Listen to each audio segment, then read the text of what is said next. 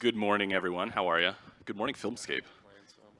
We've been talking about the fact that a bunch of musicians are pushed to talk at 9 a.m. is pretty steep, but thank you for coming out and hanging out with us. I'm Tim Corpus, and I'm one of the founding members of the Chicago Media Composers and Lyricists. So we're excited to be presenting this panel with four terrific composers to talk all about music composition in film and kind of the process, especially from not necessarily the musician side, but how does that help filmmakers.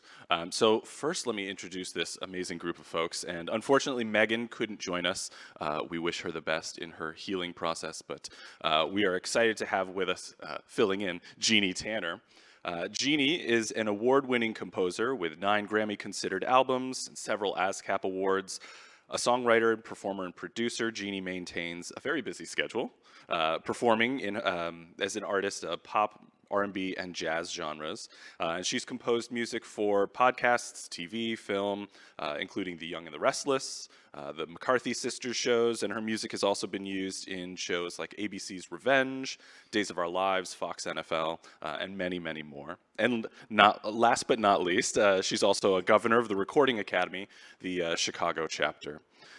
And then we have Kaio Williams. Kaio is a visionary founder of Kai Quarry. Did I say that right? Kai Quarry.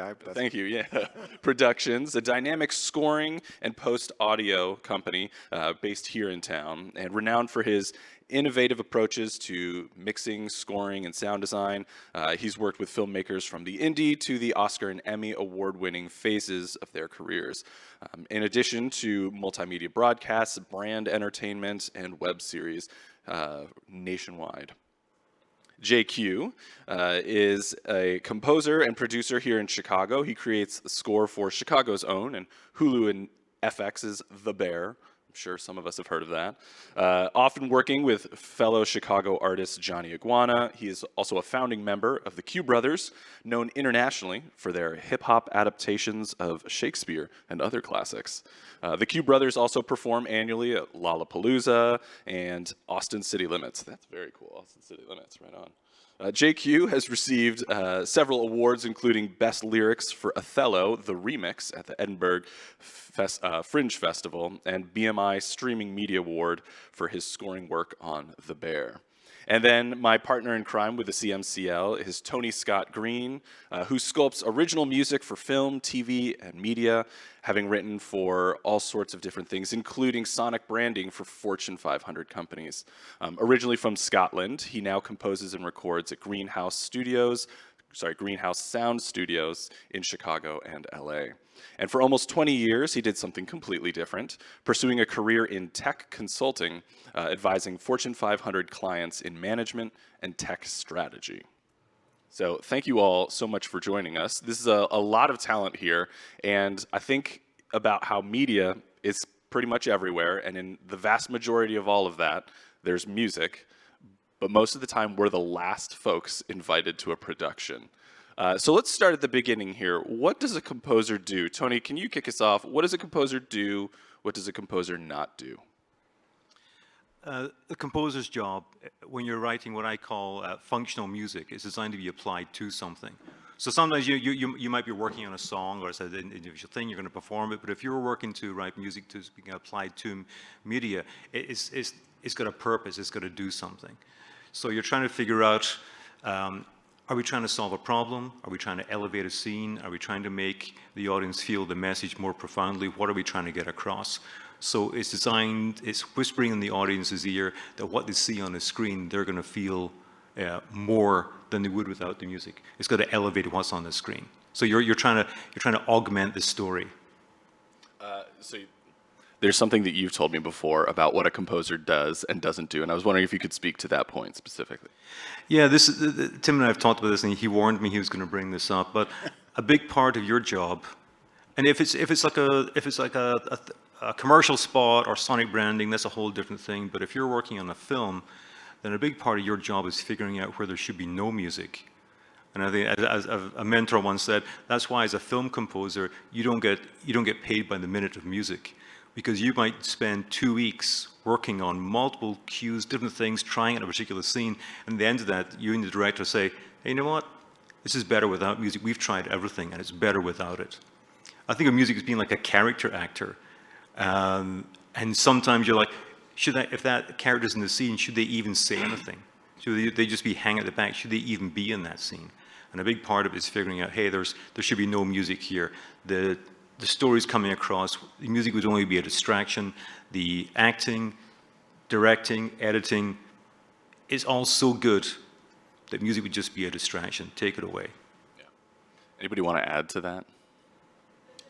Miles said, embrace the space. Oh, That's good.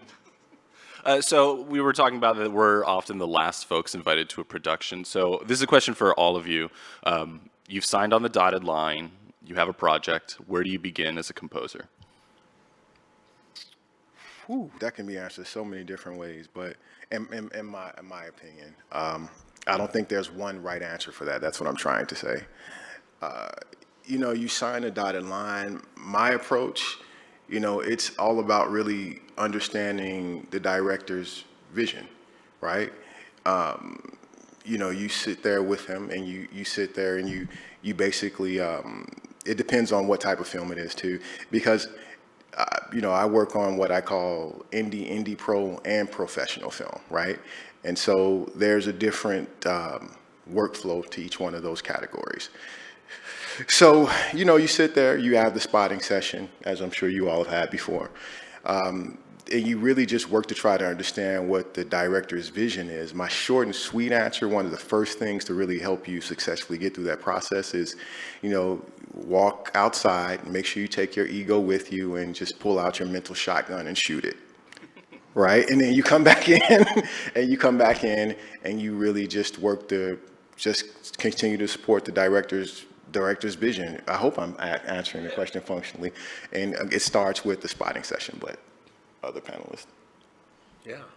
I think it depends on the project too. So, like you said, we're the last ones in. So a lot of times you're filling potholes too. And I think that's kind of underappreciated. I think like when you have like a film and you're there from the beginning and you're making, that can in some ways be easier because you're not going to chase the demo. But if they have temp music in there, people fall in love with their temp music, right? It's like, and they can't afford it. Like you're not going to clear Led Zeppelin, bro, And so a lot of times there's this push to get close to the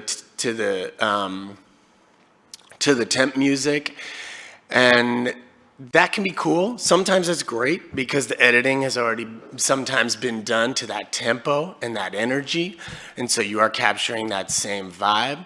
And sometimes it's awful because it's gonna sound like karaoke. You know what I mean? And so I don't know.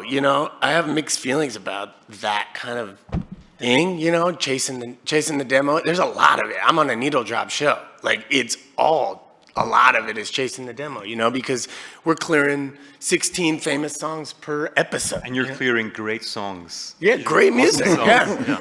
Great music. And, I think the ego thing is probably the biggest thing, because it's like, I'm going to work on this episode. You can't clear Kate Bush. I'm gonna spend an afternoon making something pretty close to it. You're gonna push me to get as close as possible. I'm the one liable, right? Because I've signed something saying it's original, and if I hand it in and you say, can you get closer? It's on me, right? And then, at the end of the day, they might just dangle it in front of her, and then she'll finally agree to a lower price. And so I was just, sometimes you're just making music so that the licensing for another track becomes cheaper. And so you really do have to it's not an ego thing. Like you're part of this project, and sometimes making this project great is just swallowing your pride and being used for whatever they need to use you for, even if that's not musical. Like that's a business move, right? But I had to make it good so that it worked, you know? And it did, you know? So that's the kind of thing that'll happen that you have to just go like, well, that's the biz, right? That's an awesome insight. I hadn't thought about that. That's amazing. Real quick, are we all familiar with a spotting session? Raise your hands if we are. Okay, so we're not. All right, so let's clarify for everybody out there, what is a spotting session? How does it work? Let's go granular there. Anybody want to start that? I'll kick it off. I Yeah. just had one last week in a feature I started working on. Spotting session is where you sit down with the director or producer, maybe even the editor, and you go through the whole project, front to back, and you're talking about where there should and where there shouldn't be music.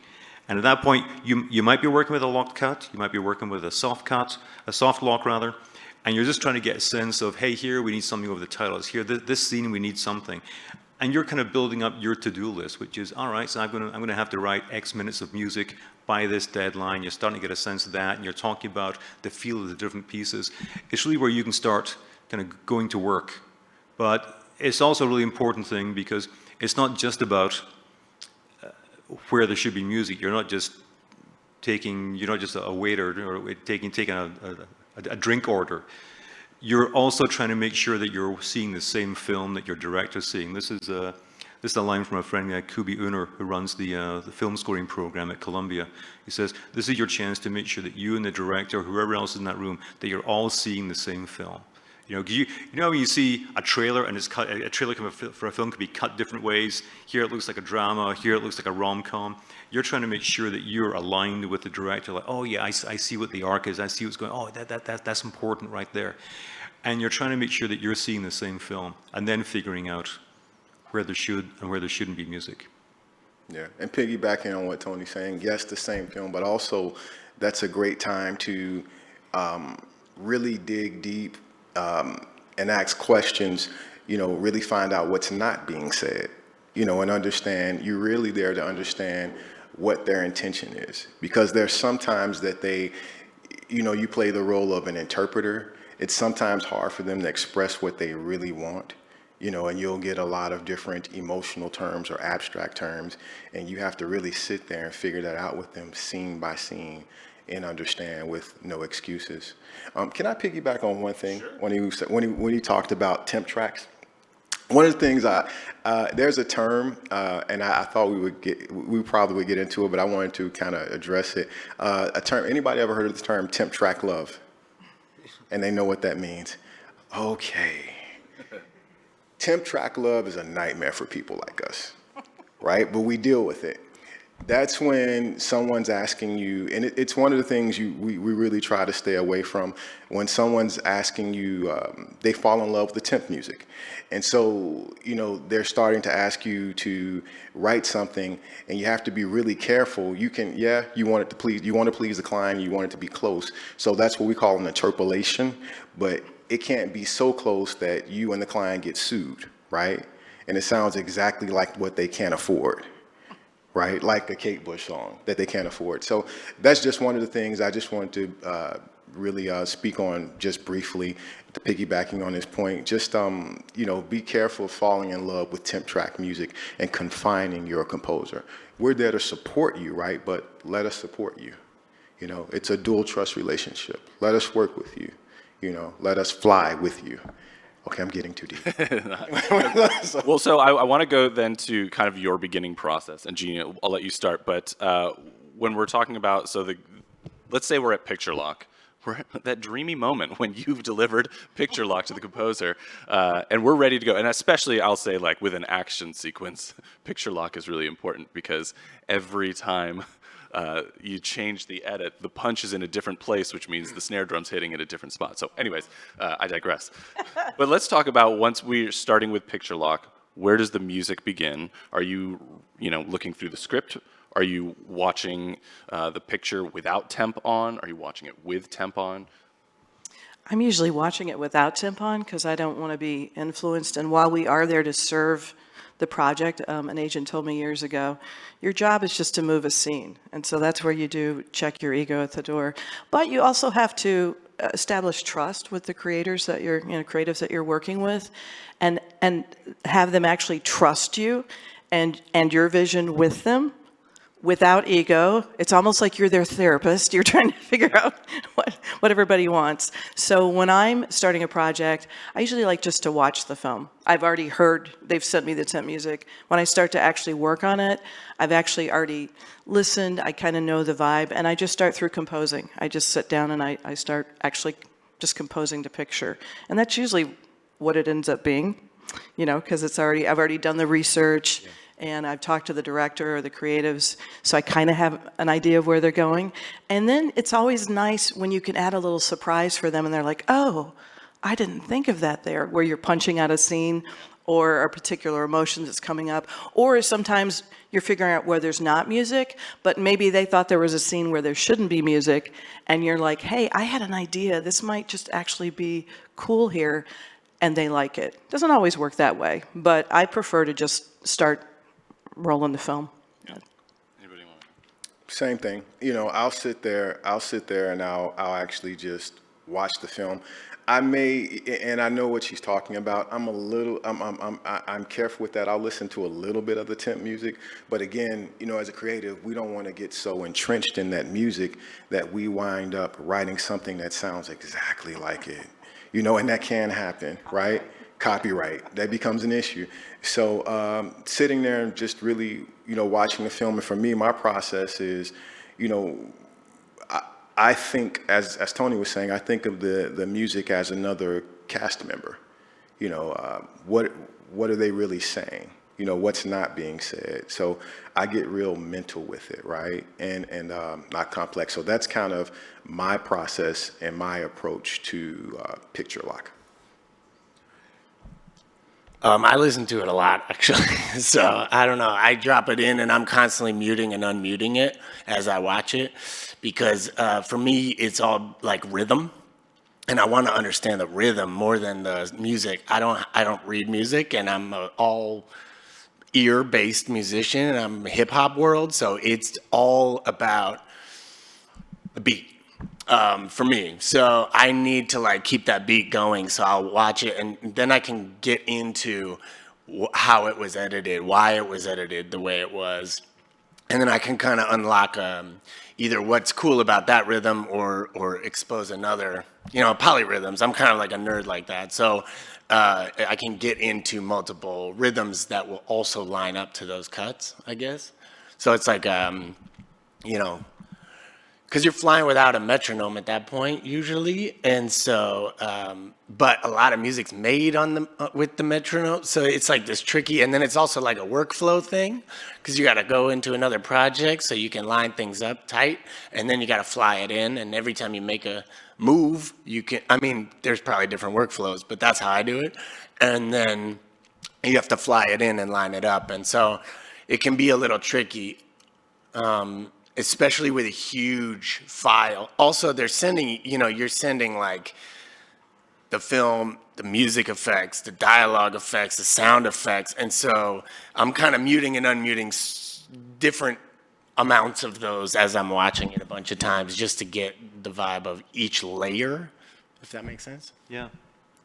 I'll watch it once with the temp, and then I'll take the temp off because we talk about temp love and you don't become so attached to the temp, but oftentimes you're dealing with someone who's not a trained musician, and that temp is a way for them to communicate with you, so that can be a way to develop kind of a shorthand.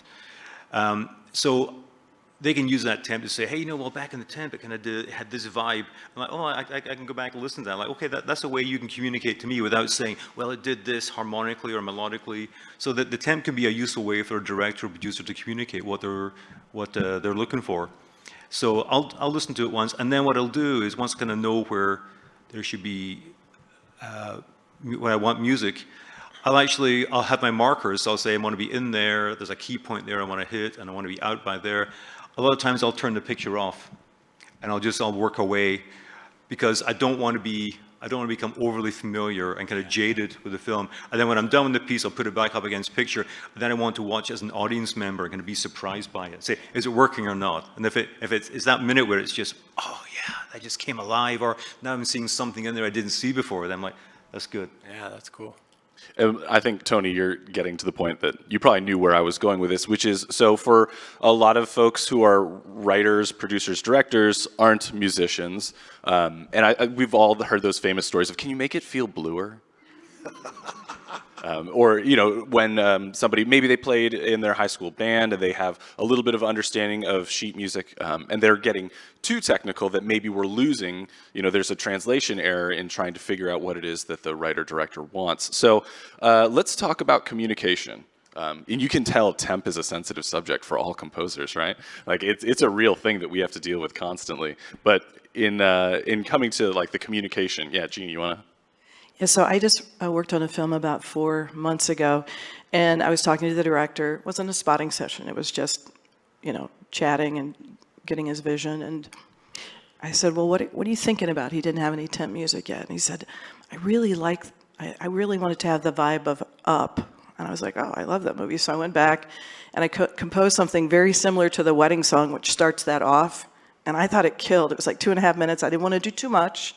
Wanted to make sure we're going in the right direction. And so I sent it to him and he's like, oh no, you know, I was thinking, I meant more like Homeward Bound. I was like, okay. So I went back and I listened, and then he didn't have any temp music, but I went and listened to the score, and then we were on the same page. And so a lot of times in communication, it's keywords, it's moods. It's really, again, your job is to listen to the creatives and bring their vision to life. And sometimes you hit it right off the bat, and sometimes it's like a swing and a big miss, and you just have to go back to the drawing board, and hopefully you can figure it out. And we did, but that's part of the communication and part of the process of getting to sort of know the shorthand of the director or the creative and know what they're kind of looking for. And again, that's where your ego needs to just be like, because some people that write are so precious about what they compose and their artistry, and I get that. Like if you're releasing your own album and it's you as an artist, totally cool. But when we are working with the directors, with the creatives, with the writers, with the producers, it's all about their vision. And that's, I think, the biggest thing with communication is listening and then trying to figure it out. Interpolation. I was over chuckling at what she was saying because yes, you will have some composers where it's it's that attitude. I am an artiste. This is the way this is supposed to. It's like you are getting kicked off the film. Right. That is the end of your job. But really nothing that hasn't been said before. Sitting there, just again. At that point, in my opinion, you become the studio psychologist. Yes. You're really trying to understand, what is your intent? What do you want the audience to walk away with? And in my experience, there are times I was working on a project where, I felt as if I understood the intent concretely. The director who's also a cinematographer on Power, they were like, yeah, this is it. This is you're understanding what I'm saying. We got in a virtual spotting session because they couldn't be in the studio, and they said, you know what? I changed my mind. I don't feel like it really represents what I'm feeling. After they affirmed that, right? So again, that's when you have to, you have to really kill your ego. But I tell composers, what really helps you through that, understand that yes, you had high hopes that they would like this version, but you have something extra for your library. Yes. It's not for this project, it's for another project. That's how I always look at it. And that's how it gets me through that. So I hope I kind of sort of answered the question, Tim. Okay.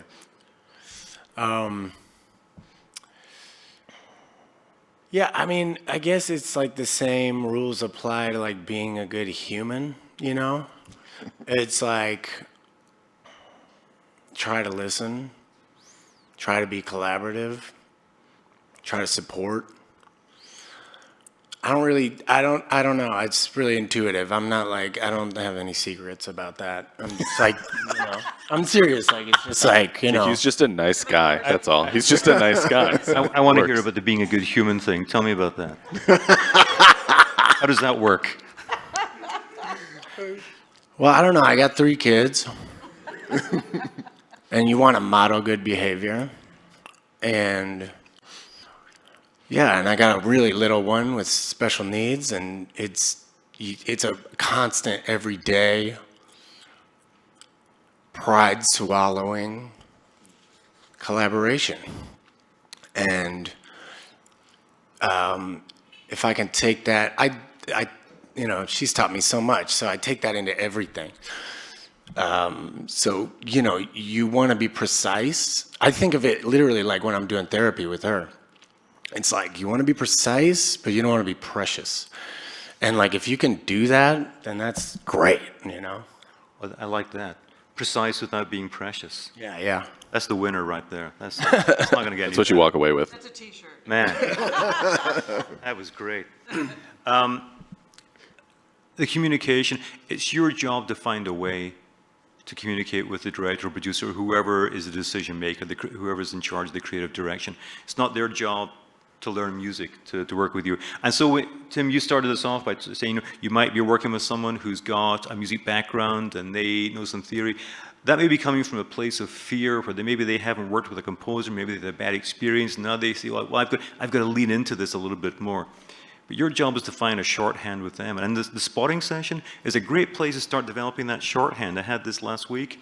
We started talking about different things, and I said, here, and the director said, yeah, I think here we bring back those anxiety drums. And I'm like, anxiety drums, that's our shorthand now. And we started talking about this thing, here it's going to be bases, and we started calling it popcorn bass, because the bass is going to sound like popcorn kernels popping. And so we started talking about, should we have anxiety drums here, or are you thinking more popcorn bass? And so you start to get this shorthand. And so that's really what you want. But it's your job to really figure out ways to do that.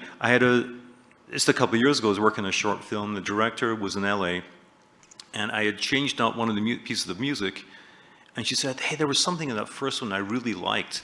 I said, but I don't know how to describe it. And so we hop on a Zoom call, and she says, I'm going to play it loud enough if you can hear. And she's going, that note right there. And I was able to play it in the keyboard. Says that, yeah. I said you had that in the last one, but not in this version. I'm like, all right, we're going to put that in. So you just got to find a way to communicate. It's your job. Maybe it's even more important than music. It's your job to figure out just how to communicate with a person and be a good human. That's good. What makes music work with picture? It's a big question for you. Well, you're moving the scene. What does that mean? That means if I'm looking at a train, going across the desert, I could have a hip hop beat. I could have something country going. I could have something very classical with sort of a spacious, whatever expanding score. I think it's, again, the music works with the picture when the director okays it. But seriously, I mean, you can, as composers, we all know this, you can come at a scene from 500 different directions, but for the music to work for the scene, that conversation, that back and forth, that shorthand that we're learning with the director or the creatives, it's also important to know who not has the power, but who's actually driving the boat, if you want to say, because sometimes it's not the director. Sometimes it's the producer.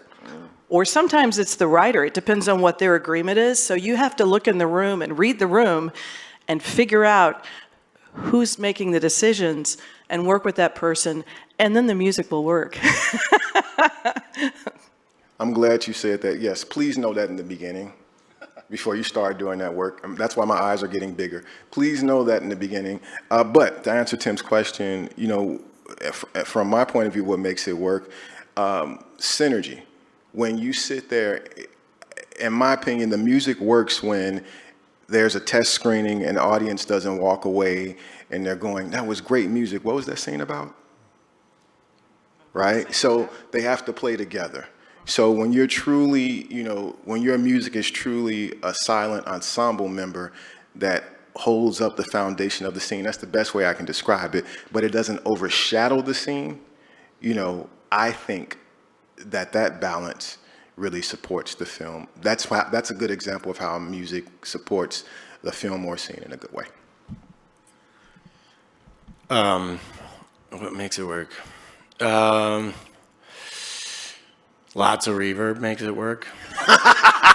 usually, because like when you're making music for like an album, it's a lot tighter. And one of the things I had to learn was you got to really be bold with effects and really drown stuff. And it actually does put it on another layer, so that dialogue does live as well over it, and it's not in the vocal pocket. That was a big thing I had to learn. Yeah, I mean, I think that was a big one for me in this project. Yeah, What do you mean?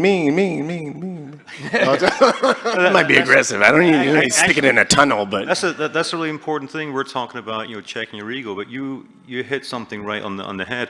There's a hierarchy, there's an audio hierarchy, and it is dialogue, effects, and then music. So if you're writing stuff that's going to compete with the explosions, or it's in the same frequency range as dialogue, you're just going to get your music turned down in the mix. yeah, exactly. You got to be thinking there's a hierarchy there, so you got to be thinking about that as well. Yeah, that's like a real hip hop concept, because we talk about the pocket all the time when you make a beat. It's like, is there a good pocket that I can flow in? And the bigger that pocket is, then the like sweeter and more delicious it is for an MC to rap on, right? And so, yeah, I kind of approach it that way as well. So either through like a EQ or compression or just the arrangement. Yeah, even arrangement. Yeah, exactly. You're Instrument making choice. instrument choice. You're making space for the thing the audience needs to be paying attention to at that moment. Yeah. Yeah. Well, it's also staying, like you said, staying out of the range of the dialogue.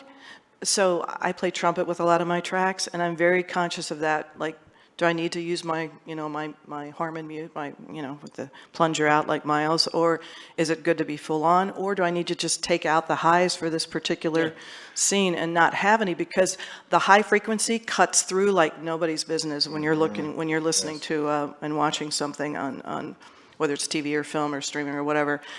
The EQ is really, really important, whether it's, washing it in reverb, and so that adds a presence without it overtaking the scene, or you just take it out altogether and you're just using beats or, maybe a single instrument behind a scene. Unless you want tension, then you want all the high notes. Yeah, also like if it like lingers, if the feeling lingers after you've turned off the TV and you're laying in bed, that's when it's really working, right? So if you're like, I'll use the example of the bear. I don't have that much experience. So if you're watching the bear and then you go to bed that night, you're not like singing Counting Crows to yourself. You're like having bad dreams about going to school without your pants on. Like that I'm like, okay, if you're having anxiety, I did my job, right? If you can't go to sleep, I crushed it, right? But if you're like, man, I love Wilco, I'm screwed. You know what I mean? I'm going to open it up to questions in a second, but I did want to touch a little bit on style and just the kind of change that we've seen over the history of music. We've had high orchestra periods of time. We've had a lot of films where placement was the major way that a lot was going around. And now I think we've seen a lot more like sound design as music elements. So JQ, I want to start with you just because in The Bear, which, yes, you do make me feel awful a lot. Thank you. So scary. Behind. So you've used interesting ways to create music that's also, I think, the Venn diagram overlapping with sound design. So maybe you could speak to that. Sure, yeah. They beginning of season 2, they sent me like a weird art project that was in a museum and had like lots of chopping and stuff in it, and they were like, can you play with like something like this? And so I had this huge session in my kitchen and I got all my cutting boards out. I have a lot of kids, and I got I cook for 6 to 8 people every night, and so I got a lot of kitchen instruments, and so I got them all out, and I got all the knives and the spoons and forks, and I was clinking them together, and I just took like a ton of samples from my kitchen, and putting the mic in different spots, and like lighting the stove, and that like really bassy moment that happens when the gas catches.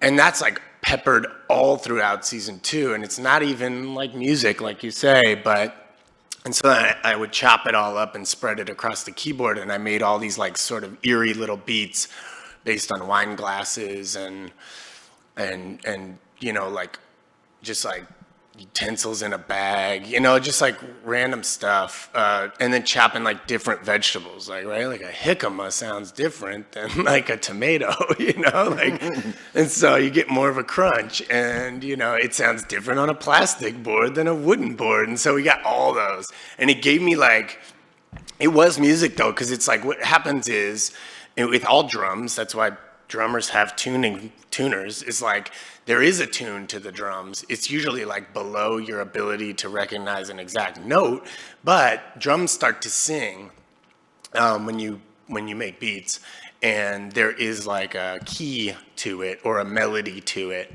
and so I came up with like a bunch of those, and they started just like drifting those in under like horrible scenes, and it was like I was like, this is really working. I did not expect it, because I just made like a giant long thing and then sent it, and they chopped it up and put it through 6 different episodes or something like that. So That's fantastic. Only a musician would call kitchen utensils kitchen instruments. instruments. Yeah, you said, you said I cook for 6 to 8 people every night, so I got a lot of kitchen instruments. I'm like, yeah, that's right. Italian. To a musician, everything is like a glass, anything. That's a potential instrument. It's an instrument. I love that. I think that leads to the point that you know, working with a composer, getting a bespoke score does not have to be the big orchestra and very expensive. Like, it can be small things that make a huge difference. Are there any questions from the audience? I have plenty of questions, and I can keep going. Way in the back. What stage of production do you prefer to start collaborating with creatives? The question was, what stage of production do you like collaborating? Can I jump in first on that one? Because it varies. I like to get involved early.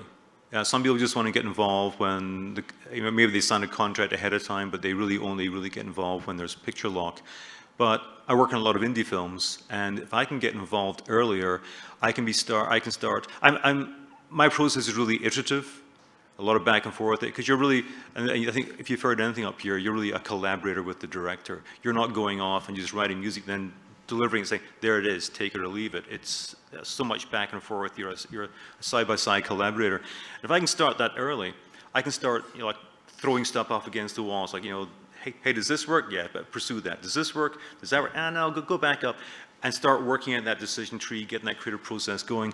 And in some cases, I've written ideas, themes, and they've played them on set for cast members, saying, hey, this is kind of a theme for your character. Think about this. Take something. What do you take from this?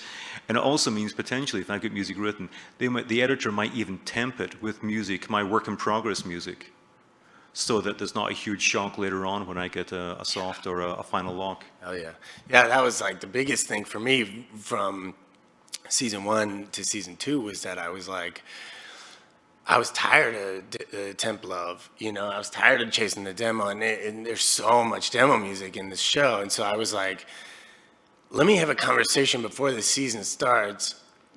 Let's talk just about vibe, right? Let's like, what are we looking for? Throw me like 3 pieces of music that are in this world for you, and then I built them a bank. So their temp music was mine then, and that was great. And then once there's like, and then I don't really want to be involved until there is like a cut, like a rough cut that like someone's gonna see. So like a director, not like a network cut, but like a director's cut, right? And that would be like a great time to get in there, especially if they've had access to a bank. And then, you know, we're like, I don't have a lot of interaction with directors. Mine is like directly with editors. We're on a Slack channel, they're making requests, I'm sending it back. And then the director's just approving. But they're not like, and sometimes the post soup will come in and like say, director said he doesn't like those strings. I'm like, okay, cool, I'll get rid of those, you know. But if you can get involved early at like at a level so that you're kind of embedded in there, and then sort of once it's emerging as a piece, right? And I think if you're involved early, then you're on the team, you're a collaborator, you're not just a vendor Yeah, who exactly. gets bolted on at the end. Yeah, true that. I totally agree with that. For me, it depends on the type of project. Again, piggybacking on what they said, if I can, I like to see the final script, if I can get in that early. Of course, it's all based on the media and the visuals. That's what all of us work off of. But at least I can get more of an understanding of the guts of the film. You know, that's the best way I can put it. So if I can, I like to get involved with the script early, depending on the type of project. For example, what he was just talking about with TV, there's no time, right? There's just no time. So it just depends on really what it is. But again, if for me, picture lock is fine, but I would love to get a copy of the script if I can, if that's what the project calls for. Yeah, I think the earlier the better, but I've had experiences in particular where I was working with the creatives and they didn't even know where the script was going yet, but they had me write 3 songs completely in 3 very different genres before the film was even shot. They loved them, and then I ended up getting hired as the composer because the composer they had hired was not really, they wasn't collaborating with their vision enough. So sometimes, less is more. I think it's great if you can get a script. I've never gotten a script. I'm always either talking to them and then they forget to send me a script and then suddenly I get the picture. I'm like, okay, here we go. But earlier is better, but you just have to sort of roll with it. It's like in our industry, it's just, it's figuring out what's going to work, and that's going to come to you in a lot of different forms because you just don't know. You never know. Picture, script, talking to a director, talking to a writer who just has an idea and loves your music and they want to work with you. That's the best, right, Tony? I mean, that's the best. Absolutely. I just want to add, JQ, you got to package up that bare music bank you built, and you got to sell that thing. You got to make a ton of money. I think the mouse would have my ass, but So one thing that's changed over the last probably 20 years, or really increased, is soundtrack release. Especially because as we've moved to the digital release system, Spotify, the easy ways to do that, which I think a lot of directors don't necessarily take advantage of if you're doing a short and you're putting it on the circuit, because a lot of times people can't see that movie until it's done on the circuit. So soundtrack can be a great way to share this story with the public, a great marketing opportunity. So I'd love to speak about kind of the album release process, how you see soundtrack as a success for a film or not, because there are projects that we're locking up the music, throwing it in a vault, and no one's ever going to hear it again. Nobody wants to talk about soundtrack release. You're the album queen. You got to kick this one off. Come on. Yeah. For me, it's kind of hard to answer that question because it's changed so much. You just said it. A film really doesn't depend on the soundtrack like that anymore. Right. It helps, but it's not like it was in the early 2000s. So. Right, a soundtrack is no longer a money-making process. Yeah, I'm gonna just. However, it's a marketing. It's Yeah. sort of like your calling card. So if you can get it out there, whether you're going to release it on Disco or Disco Kid or Spotify or Apple, Apple Music, I think that it just elevates you as a composer. It's certainly not to make money anymore from that standpoint, from that revenue stream. But I think it elevates you as a composer. People can hear, oh, she did this, whatever, or he did that with blah, blah, blah. And they might not necessarily download it or whatever, but they might be like, hey, I know somebody who knows somebody who knows somebody. Or maybe it's a director, or maybe it's a creative who's out there just searching for music, which they do. Which brings up a whole other thing with AI, which we won't get into. But anyway, they're searching for music, and so hopefully they're going to an actual artist. And if you have something released and it's an album, they can find you, and perhaps you get hired for a film or a TV project. I think that's right. I don't think you make any money from the soundtrack album anymore, but it can help you get another gig. Yes, totally. And it can also help the film get awards. That's right. That's the thing I think about is Jedi Survivor, which is a recent game. They took the bold move to release the sheet music, 1,400 pages of a PDF to the public, and they won every single award because everyone in their realm, right, all the composers saw the genius that was working within this and voted for them across every award. They won literally everything, and that is just a really smart marketing That tool. is. Any other questions from the BJ? Segueing off the topic of the next gig, is there an easy way for filmmakers in Chicago to meet these and maybe other composers, like a weekly meetup kind of thing at maybe a bar? Lakeview, maybe? I don't know. I'm going to share BJ's question here. He's asking, is there a way, and we're going to get answer. Well, I will answer that. Is there a way that folks here in Chicago can work with, and I'm going to say local artists, because we'd love to keep Post here and not put Post on the coast. So first, and before I answer BJ's question, That's a t-shirt. I like that. no more Post on the coast. We're doing, well, we are the third coast, right? We have a lake. We do. Midwest Film Festival. Midwest Film Festival, events like this. The Chicago Media Composers and Lyricists, which is an organization that Tim and I and Jeannie help run. And we have monthly events. But there are so many places with it. IFA, Chicago Filmmakers, Sundance in Chicago is coming up next week. We're going to be in a panel there. There are so many things. And you find yourself running into the same people again and again. It's a way to just become a deeper part of that network of creatives here in Chicago. Yeah, and I think as the scene grows, which is really important, and there is a weekly event at the Arrogant Frog in Lakeview. They're also doing an event later today. Check them out. And adding to that, one thing I can suggest is Industry Days at the Chicago International Film Festival. Yep. That's a great event to go to, and I really like that event because they set that aside for people like us to engage with each other, because the general public can't go to that event. Everybody pays, of course, but you have to apply to go to the event. So you know you're around other industry people, and that happens every October. So that's a really nice one. Also, check out Filmscape if you're available. Industry Day of Questions? Yeah. Go ahead. Very similar question. For directors who are like in a very early, very low budget stage of their career, how do you recommend finding a composer for your project that's like within your budget, within your experience level, like just going to music schools or where do you start? I can tell you what not to do. Don't do that thing that people do, Facebook, looking for a composer, period. Don't do that, because you'll get all types of people, and, of course, I don't want to stop anybody from getting any opportunity, but you really want that as curated as possible, in my opinion, because you're putting so much time into that project. Your greatest asset, above film, but not to get too deep, but with anything creative, is time.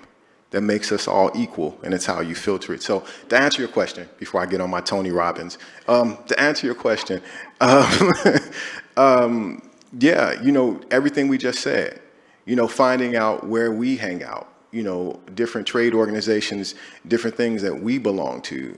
Like I was just saying, Industry Days, Chicago Media Composers, our group, like just going around in those different environments, Midwest Independent Film Festival, and just, make yourself known. That's really all I can suggest, what we just said. Can I add on to that? Oh, you were leading in there. Oh, I was just saying, one of the things you can do, like if let's say you have like friends that are amazing musicians or a great band, and you want them to do the score, and they're willing to do it just to collaborate with you, and you're at that point in your career, you're young, you're hungry, you guys just want to make stuff, and you have the freedom and lack of responsibility to do that, you should, but you should probably save a little budget and have them work with somebody. So you can have somebody co-compose. It's really like just to help you with like files, organization, process, workflow, like trying to like, my friends in bands, I would not want to work with them on that level. You know what I mean? They're a mess. I mean, they're great musicians, but they're not going to, how are you going to stay organized with a whole movie, So I think like maybe if it's more of like if a composer comes in more on like a consultant, on a consultant's basis with a musician you love, I think that's a great way to get some professionality in there and work with somebody young and hungry you love, That's a great idea. The other thing is, come to events like this. be part of the network, talk to other filmmakers. Hey, who scored your film? That sounded great. Talk to musicians and say, listen, I've got this thing. I don't have a whole lot of money, but here's the thing about musicians. They want to work on stuff that's fun. All creators, right? So they might say, hey, you know what? I've got a break between projects right now, and I've always wanted to do a certain style of music. That seems like it might work here. They're like, yeah, that'd be great. So, okay. So they might say, hey, this sounds so much fun, I just want to do it. Some people are in a situation where they've got enough paying gigs that offsets the pro bono gigs. One And for you, one for me. One for you, one for me, yeah, that's a thing. You hear indie directors going, one for the studio, one for me. You know, that was like Steven Soderbergh's thing for a long time. And then what the composer might say is, hey, if we do this, I'll license it to you in perpetuity, but I'll retain 100% of the copyright of it. So I'll license to you in perpetuity and exclusively for 6 months or so, and then I can put it into my library and I can put it into a commercial, I can do here, I can use it as a calling card for another gig, so everybody makes out. There's so many ways to do it. Yeah, I was just to add on to that real quick before getting to your question. Don't be afraid of having a budget conversation, I don't think, because there are a lot of different ways to work around this stuff, and I think you'll often be surprised at how somebody may already have the music that you need, and so it costs them very little. But also, I think if you're preparing your $3,000 budget film, and you're paying for the good cameras, you know, think about what are you valuing? Do you value music? Because then I think figure out how you have fewer coffees and save $50 just to start that high interest savings to work your ways towards having a composer. Go ahead. So given that this is a collaborative space, and if you check ego aside and everything, you're working with a good profession, like other people in the profession, where do you find yourself where you are pushing for your own ideas within your creative space, such as like the director says, I don't really like, this or that, but you think it would actually serve a better purpose to keep it there? What are your thoughts on like trying to fight for your ideas to help alleviate, like help elevate the creative process? I think you have to have the trust of the director or the creative, so that if they do have this idea and you've been really cool and the vibe is great and you've gone along with everything, but you raise your hand and you say, can we just try this again and just sort of look at it through a different lens, pun intended, and go from. But again, at the end of the day, it doesn't matter how great I think my idea is. It's you as a filmmaker that you have the final say. So it doesn't matter how great I think my idea is. I can present it. I can talk you through it. I can coach you through why I think it's a great idea. And then I just have to let you be like, oh, okay, that's cool. I've had both experiences where they're like, oh yeah, I really dig that. Okay, let's do that. And then I've also had them like, yeah, no. So you say, okay, I'll just move aside. I don't know. What's your experience? If the director says, I really want it this way, and I've got an idea, I want to do it another way, I'll do both. We'll do it's like going to the eye doctor, which is better, one or two? Are you seeing things more clearly? Is this giving the scene something that they didn't have before? And if they say, you know what, I appreciate it, Tony, but I like my way better, I'm like, all right.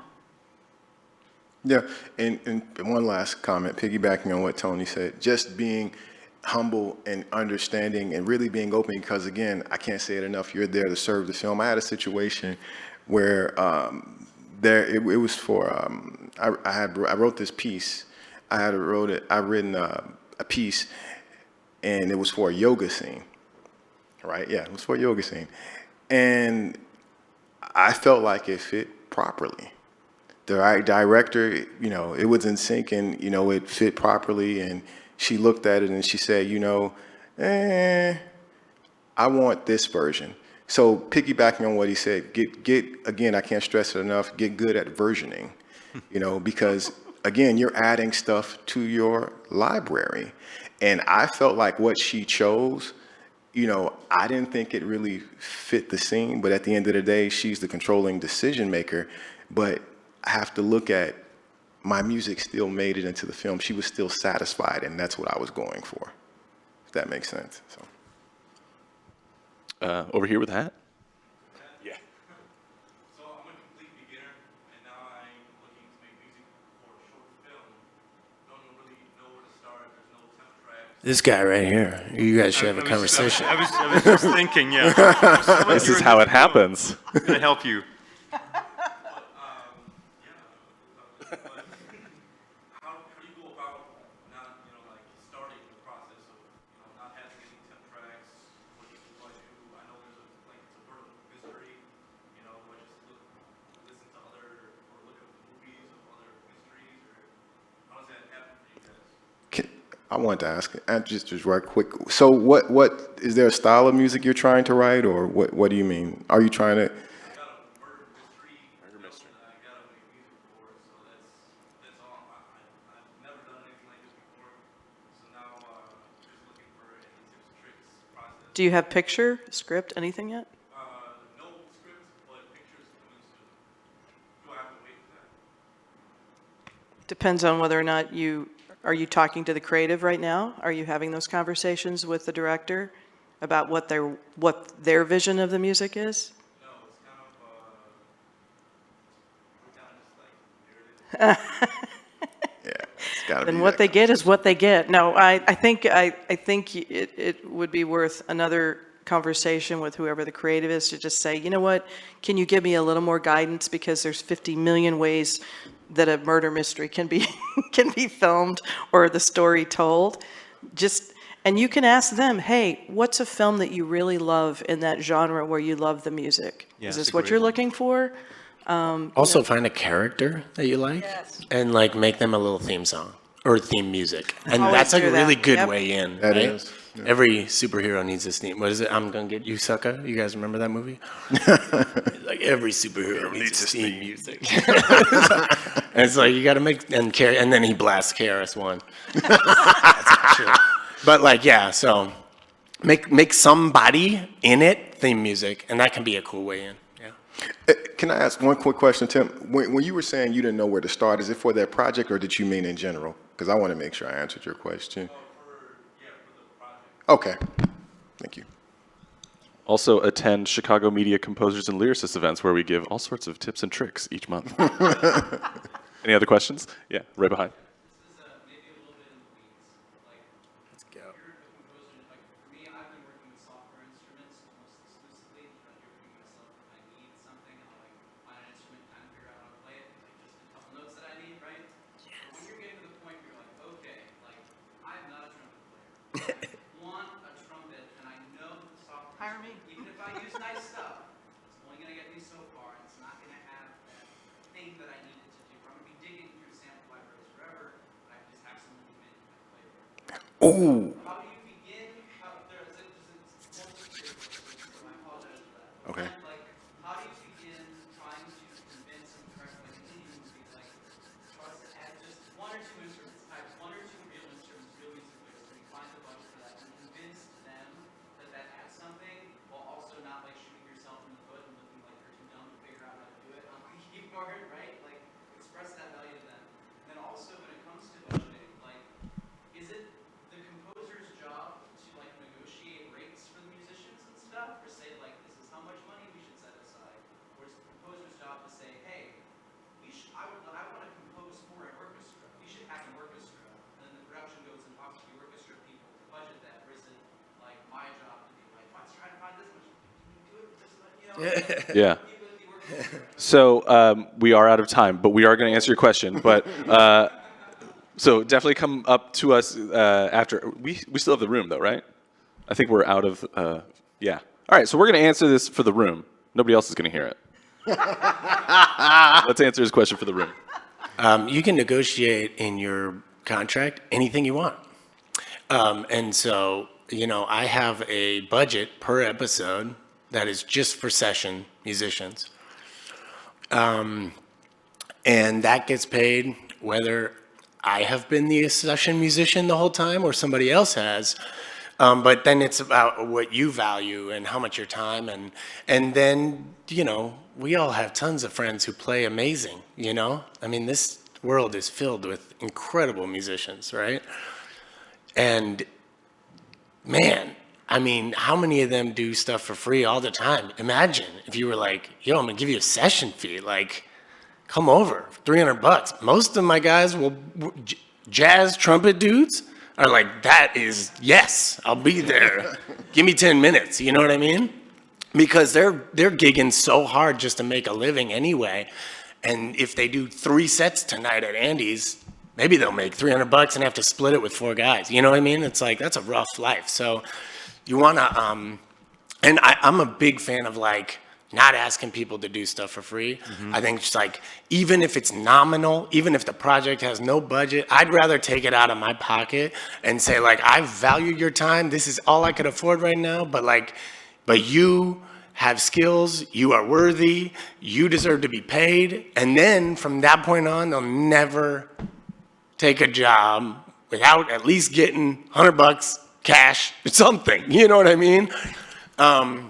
But I think putting that into your budget is huge. And yeah, that, I mean, at least for me, that's on me. I have to decide how much everybody gets paid, because also I might work on something for that episode. They might not use that. And then it's gone, right? And so it doesn't even get used. And I'm like, oh, I had to pay for that. So what I do is I have like they start, I say like, here's your minimum you're gonna get paid. And then if it's used in the episode, we'll move up a tier. If it's used for over a couple minutes, I'll move it up a tier, or whatever like that. And so I just kind of agree to that. I don't have like big contracts. It's just mostly in writing over email, just confirmed, say confirmed, okay, we're good. You know, that kind of thing. But I think like tiering it up so that they're getting paid what it's being used for, and you're not like promising and then having to cut back, which feels shitty, especially to like gigging musicians, right? Yeah. Absolutely. And real is always better, so fight for a few real instruments. Adding 1 violin to a string section just elevates it. Adding a trumpet, real trumpet, elevates it. There must be something about, do I have 1 minute? You have 1 minute. All right, must be something about trumpet players, because JQ mentioned it and Ginny just mentioned it. I was working on And I play trumpet. And He's like, shut up. that's right. Ginny Tanner, trumpet player, composer, governor of the Recording Academy. I was working on a theme, big opening theme for a web series, and the director said, I really want to have this big band sound. And they barely had enough budget for me, and I said, if we want horns, a full horn section, we should really try and get horns. And the director's like, no budget for it. And I said, I'll tell you what, I've got some people, I'm going to have them come in. You come to the session with the editor, and if you don't think it's worth it, I'll pay for them out of my own pocket, and I'll use that someplace else. But if you think it's worth it, then you pay. And we negotiated great rates. These guys come in, and the director was just like, that sounds so much better. I'll pay. So if you're trying to convince someone, bring them to take a risk, take a gamble, bring them to the session, and they'll just be like, oh man, that is so much better. Nothing like live horns. That's right. Libraries can only go so far. First of all, thank you all so much for being here. Hey, thank you. all Thank you. so much for being here. Thanks, Tim, for asking me. If you have more questions, you can come find us all around. Enjoy Filmscape.